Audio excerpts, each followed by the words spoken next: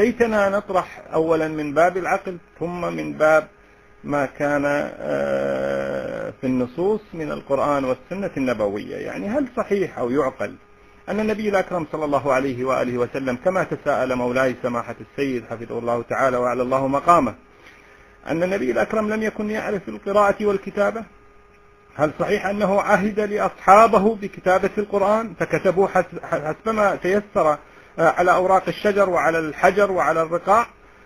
هل صحيح أنه ظل كذلك حتى جمعه أبو بكر الجمع الأول من أفواه الصحابة ومن على الورق والأحجار والرقاع، ثم جمعه عثمان الجمع الأخير؟ هل يعقل أخوتي وسادتي حفظكم الله تعالى أن النبي الأكرم محمد بن عبد الله صلى الله عليه وآله وسلم الذي كانت معجزته القرآن لا يقرأ ولا يكتب ولا يعي ما يكون هناك في هذا الكتاب إلا ما قد يوحى إليه ومن الله سبحانه وتعالى عن طريق الوحي، أن ذلك القرآن الذي هو معجزة عقلية لكل البشر في كل زمان ومكان، هل يعقل ألا يستطيع تدوينها فيترك ذلك لأصحابه؟ إخوتي أعزكم الله تعالى، لقد دار قبل قليل حديث باستدلالات من كتاب الله سبحانه وتعالى أن القرآن الكريم يؤكد أن النبي محمدا صلى الله عليه وآله وسلم كان يقرأ ويكتب، فأول ما أنزل في هذا الكتاب هو أمر إلهي: اقرأ.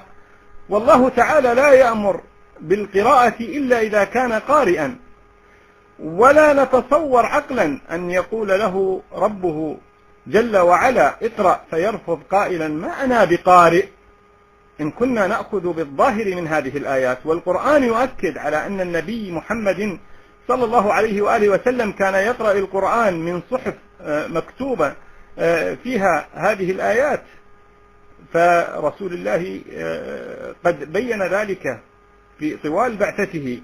والقرآن يؤكد على أن النبي محمد صلى الله عليه وآله وسلم قبل البعثة كان لا يتلو كتبا سماوية، وكان لا يخطها أو يكتبها، فلما أصبح نبيا وأصبح يتلو القرآن ويكتب آياته يقول الله تعالى وما كنت تتلو من قبله من كتاب ولا تخطه بيمينك إذا لارتاب المبطلون.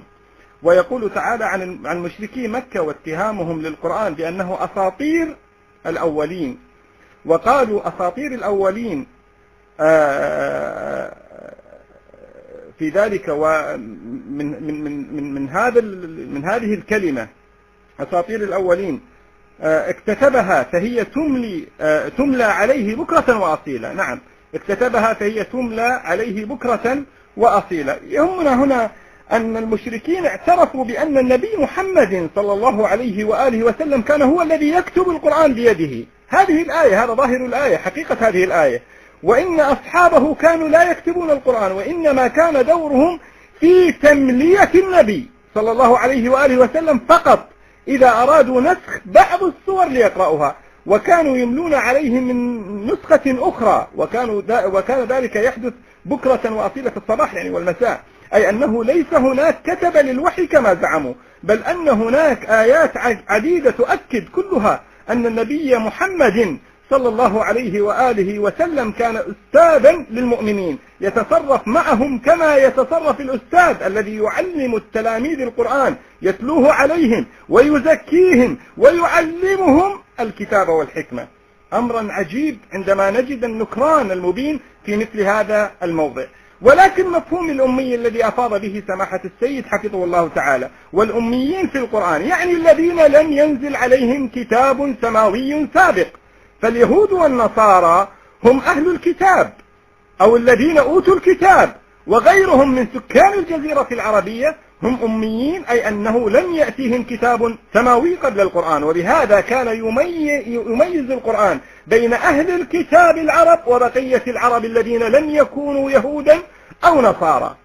وفي ذلك قول الحق سبحانه وتعالى وقل للذين أوتوا الكتاب والأميين أأسلمتم ومن أهل الكتاب من أن تأمنه بقنطار يؤديه إليك ومنهم من إن تأمنه بدينار لا يؤديه إليك إلا ما دمت عليه قائما، ذلك لأنهم قالوا ليس علينا في الأميين سبيلا. إن شاء الله الصوت مسموع عند الإخوان. فالأميين أي العرب الذين لم يأتيهم كتاب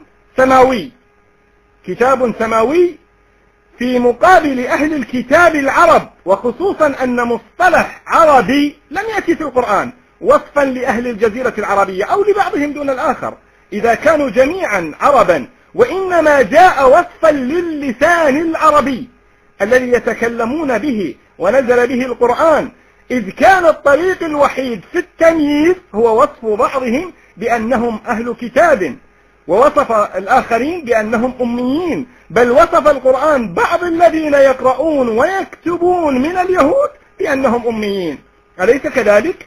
وخير ما يفسر به القرآن حيث كانوا يكتبون الكتاب بأيديهم ثم يزعمون أنه من عند الله، فقال إنهم أميون، أليس كذلك سماحة السيد والأخوة المستمعين أعزكم الله تعالى؟ لأنهم جهلوا بالكتاب السماوي فأصبحوا كباقي العرب الذين لم يأتيهم كتاب سماوي. والخلاصة أن كلمة أمي لا تعني الجهل بالقراءة والكتابة، وإنما تعني غير اليهود والنصارى. المهم أن نفهم أن القرآن بمصطلحاته هو وليس بمصطلحات التراث. والمهم أيضا أن وصف النبي الأكرم صلى الله عليه وآله وسلم بالأمي يعني الذين لم ينزل الذي لم ينزل عليه كتاب من قبل القرآن، مثل قومه الأميين. ونفهم من ذلك أنه ليس هناك كتب للوحي، بل هناك كاتب وحيد للوحي هو محمد بن عبد الله صلى الله عليه وآله وسلم نفسه، وهو وحده المؤتمن على كتابة هذا الكتاب، هذا المعجزة الخالدة وهو القرآن الكريم. والسؤال الهام هو لماذا؟ لأن للقرآن الكريم نوعية خاصة من الكتابة، وهذه الكتابة القرآنية لا تزال حتى الآن مختلفة عن الكتابة العربية العادية، أليس كذلك إخواني حفظكم الله تعالى؟ نعم. فإذا لماذا كان النبي هو الوحيد الذي كتب القرآن، ولماذا يكتب القرآن بهذه الكيفية المختلفة عن الكتابة العربية العادية؟ نعود إلى الآية الكريمة التي عرضت لاستهزاء المشركين بالنبي الأكرم صلى الله عليه وآله وسلم وهو يكتب القرآن بنفسه يمليه عليه أصحابه، وقالوا أساطير الأولين اكتتبها فهي تملى عليه بكرة وأصيلا. ويأتي الرد من الله تعالى بإشارة غير متوقعة: قل أنزله الذي يعلم السر في السماوات والأرض إنه كان غفورا رحيما. فالقرآن ليس أساطير الأولين، بل إن الله تعالى الذي أنزله هو الذي يعلم السر في السماوات والأرض، وهو تعالى الذي ادخر سرا في نوعية الكتابة القرآنية ليكون أحد مظاهر الإعجاز في عصور ستأتي فيما بعد. أليس كذلك إخواني؟ هل أنتم معي حفظكم الله تعالى؟ إذا هناك آيات تصف الرسول الأعظم كما بينها وأسلف بذكرها سماحة السيد الجليل بأنه أمي، وتصف العرب بالأميين، وقد وردت هذه الآيات متسلسلة كما ذكرها الحق سبحانه وتعالى بقوله الحق: الذين يتبعون الرسول النبي الأمي الذي يجدونه مكتوبا عندهم في التوراة والإنجيل.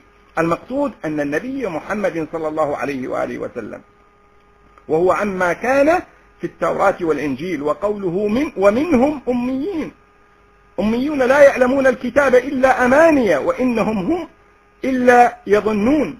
ومعنى الآية في ذلك كما يذكر الطبري نقلا عن ابن عباس أن الأميين قوم لم يصدقوا رسولا أرسله الله سبحانه وتعالى ولا كتابا أنزله الله تعالى، فكتبوا كتابا بأيديهم ثم قالوا لقوم سفلة جهال هذا من عند الله تعالى. ومعنى ذلك أن لفظ الأميين ليس معناه الذين يجهلون الكتابة والقراءة، بل معناه الذين ليسوا من أهل الكتاب واليهود والنصارى وكتبوا كتابا مزورا متمنين أن يصدقهم الناس وينسبوهم لأهل الكتاب. وقوله: وقل يا محمد للذين أوتوا الكتاب والأميين أأسلمتم؟ فإن أسلموا فقد اهتدوا الذين أوتوا الكتاب هم اليهود والنصارى، في مقابل من؟ الأميين الذين ليس لديهم كتاب منزل وهم العرب. ذلك بأنهم اليهود قالوا ليس علينا في الأميين سبيل. المقصود إذن ماذا؟ هنا هم الذين لا يدخلون في عداد أهل الكتاب وبالتحديد العرب. ومعنى العبارة ليس علينا في غش العرب من حرج، لأنهم ليسوا من أهل الكتاب، لا يطبقون شريعة سماوية.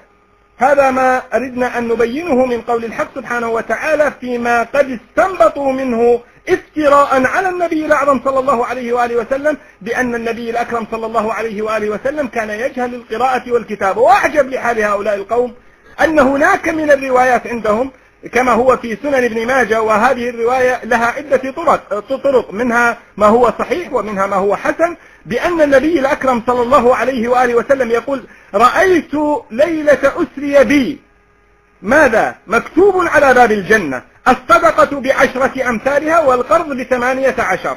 إذا سيد الجليل، كيف لنا نحن أتباع مذهب أهل البيت سلام الله عليهم أن نكذب روايات قد اتفق عليها السلف والخلف لدينا؟